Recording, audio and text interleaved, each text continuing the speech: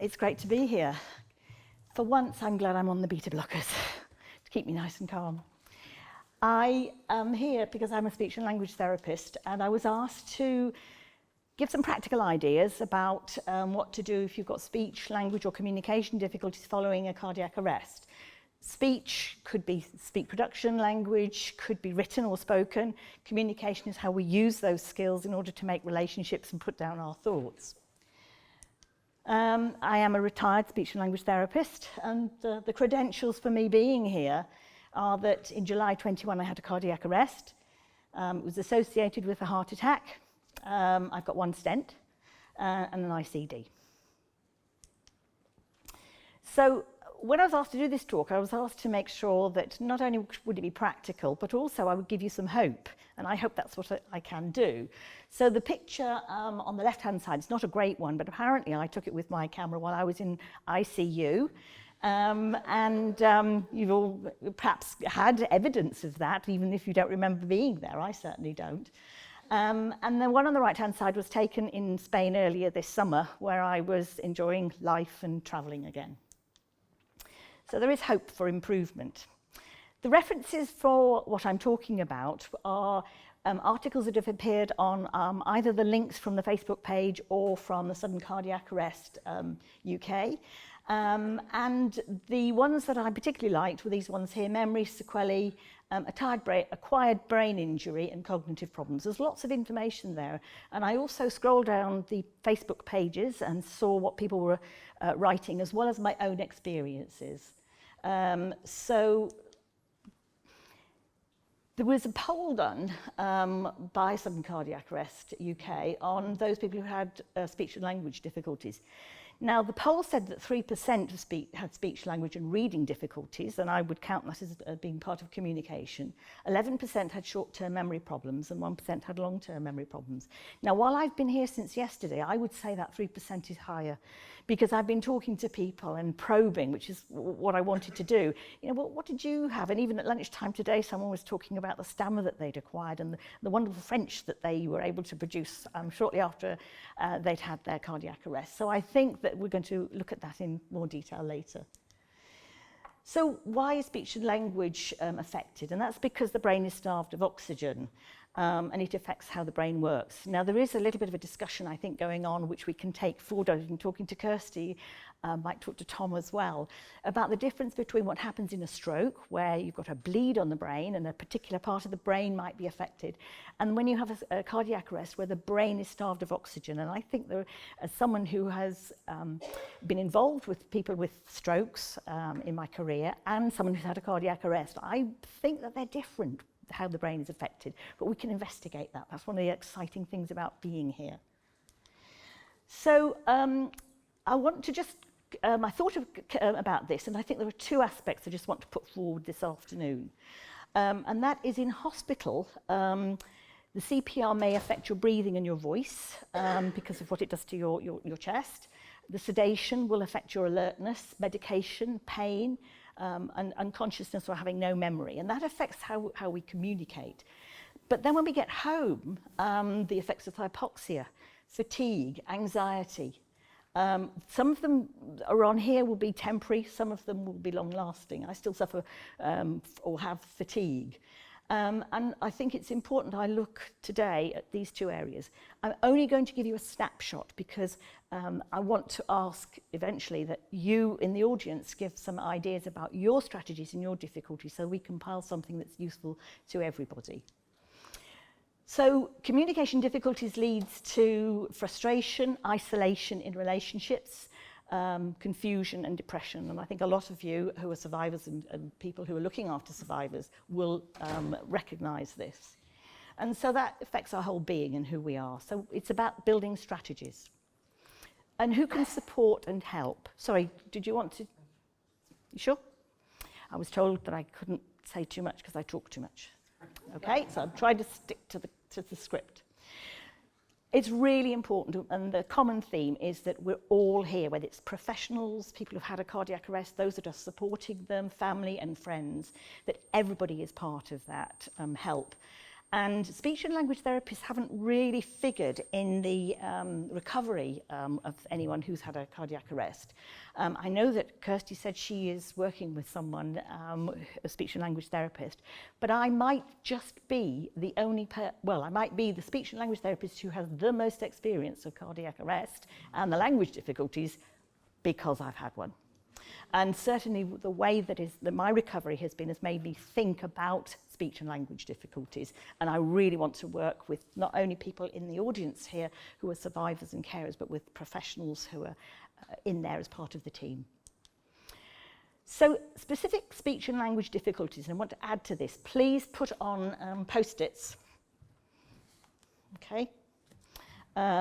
In the box that I think there are some places where you can put your questions as well, is that right? So that we can get a bank of things. And I'm going to talk about word retrieval difficulties specifically and just talk about one or two suggestions that you can think of using.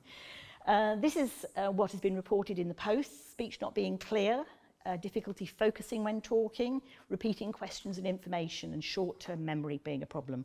We can't really take away short-term memory from speech and language difficulties. It's all part of what the brain does in cognitive functioning, which some of the professionals here will be interested in. So one of the things that is a theme that I think is important just to note is that while you're in hospital, you may not be able to remember. I certainly didn't remember. And what family and friends can do in order that you can talk about it later is talk to the person, answer repeated questions like my friends did. When I began to wake up, they just kept answering the same question that I kept asking apparently again and again. Make a written or a picture diary, and over on the prompt over there on the flip chart, I made a jigsaw of what was going on that helped me, and I went back to look at the texts that I had written while I was in hospital, and one of those pictures there was given to me a week ago by a friend, and this is 2.5 years down the line. So my jigsaw, if you like, of what my understanding and how I talk about what happened is there. But it also tells me how much I've improved, which is also really nice. I wrote a diary. Okay. I only found it the other day again when I looked, and I look back on it. And again, it gives me a chance to see how I was, what I was like, the things that were confusing to me. If you're someone visiting in hospital, one of the people that had written a post on Facebook said, I wish there had been a photograph taken of me while I was there, even though it was difficult perhaps at the time. Looking back now, that's something I would have liked to have done. And the carers write a diary. Like you do with people who are in long COVID. That's something that I think is really, we could perhaps suggest early on, if someone's still in hospital, write a diary, how you felt, what they were doing, because that will come in useful later. You can't go back on that time. And I was given another picture, which is on there, of me in hospital that I had forgotten about. And again, that's really helped me. So piecing together the jigsaw for later, that's what I've done over there. Now at home, and I had a little bit of a conversation with one or two people. These are the things that affect communication, and we mustn't underestimate the effect that having fatigue has on communication. Rest and sleep is really important. I have always done yoga, and I find that if I get really tired and I can't think of my words, I actually put into place, I can do that fairly quickly now, within about half a minute. I can put into place some relaxation strategies which help. Breathing as well.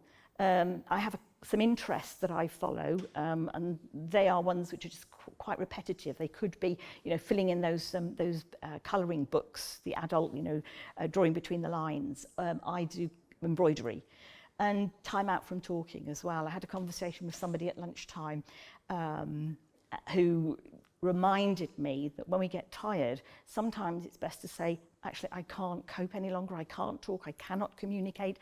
I'm going to take time off work for half an hour and prioritise over that rather than pushing through. So how do we store words? This is a little exercise I'm going to give you to do just as an example. And again, this is just a snapshot because I hope this will become bigger. When we're using words, and this is one of the things that happens when you've had your brain starved of oxygen, you can't access those words. It's like the filing cabinet is locked and you're not sure which filing cabinet those words are stored in. It's about storing, retaining and retrieving information. And its connections are memory and meaning, okay? So what I'm going to do is I'm just going to say to you that I'm going to give you some information and you're going to think, what is this animal? And I'll tell you in the next picture. So this is about a small animal. So I'm giving you the category, okay? The small animal's got 2 beats or syllables, okay? So that's the sound it makes. It's got fur, so what it feels like. It's got 2 colours, or what it looks like. It's got a long tail, so that's an attribute. And it lives in Madagascar. Are you getting there? And it begins with a L, okay? So this is what it is. See if you got it. All right? Now, I'm going to do the next exercise, and I'm not going to tell you what the word is, okay? So think about this. So think about the category this particular thing belongs to. It's got 2 beats, okay? It's got feathers, that's what you touch. Its colour is black and red and white. It's got a puffy out tummy, right? A big orange beak. Its habitats, it lives on islands, specific islands. And the initial sound, it's a p, p, p. What is it? Exactly. But it could be a word that you hadn't been able to think about. And the point about that is that when I have difficulty with words, and I do have difficulty with words, I've had it while I've been here, I visualise the picture. I visualise it and then I start to go through this list of things. Can I think, how many beats? And very often I know that it's got 2 beats, but can I think about it? I don't always get there. Sometimes it's a couple of days later, but very often now it works if I visualise. But your strategy might be different from mine, okay? But this is a really useful one. I did it with children and taught children when I was in schools. So another strategy for words and remembering and recall is using high tech. So I use Google Keep with my phone. I've always got my phone. I just took a picture here of a list, okay, and I put the list. But I've always got a backup as well. I have a calendar at home. So I've got plan A, plan B, plan C and plan D, okay, because I can't rely on one or the other. That's my diary, and it's got post-its all over the place, okay? But I've also got a high-tech diary as well. Okay, I've got lists with pencils, and I may always have to have that. I may never get to the point where my brain remembers words again, but I've got plan A, plan B, plan C and plan D. I've got brilliant memory. People say to me, oh, you're always good at organising things, you're good at remembering things. It's because I do all of this. It's not because I've got a good memory. I've got good strategies. Bypass strategies, that's what we really call them. It's the notes, the post-its. While I've been listening to the talks, I've been writing notes about what I'm going to say, or ideas, because if I don't capture them there and then, they're gone. I cannot rely on my memory anymore in the way that I used to be able to do it. So I just use anything and everything. So what works for you? And really what I'm saying from this talk is, let's find ways from the audience here, from the other people who are a part of the organisation on Facebook. What are the things that work for you? Is it links? Is it connections? What are the triggers? It's visualisation for me. Sometimes for you, it'll be something completely different, or you'll say, no, I don't do that.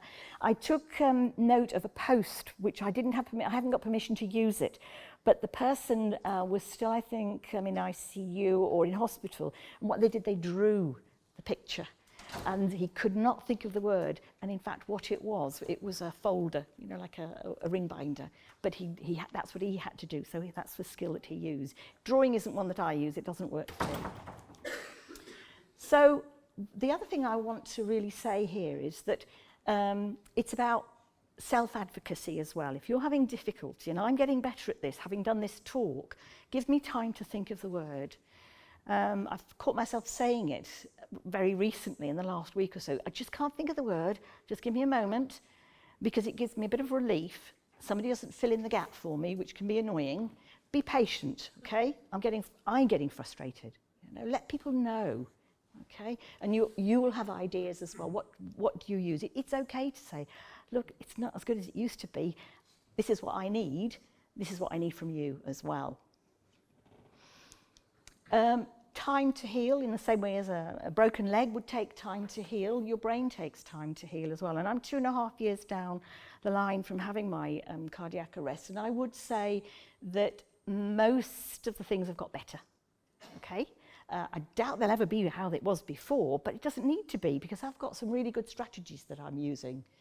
And again, that's the thing. What strategies can you put in place rather than think, I need to be the old self that I was? Bring those strategies on board, see what works for you, and we'll see if we can put together over the next few months some really good ideas that have come from the people in the audience and on Facebook. This is some of the quotes from the Facebook page. Every day is a day forward and your worries will ease. 2.5 years post SCA, I use strategies to recall the word I use when talking. I still forget things when I'm tired. Don't underestimate things like tiredness and fatigue in how you're going to function and how you're going to be able to communicate.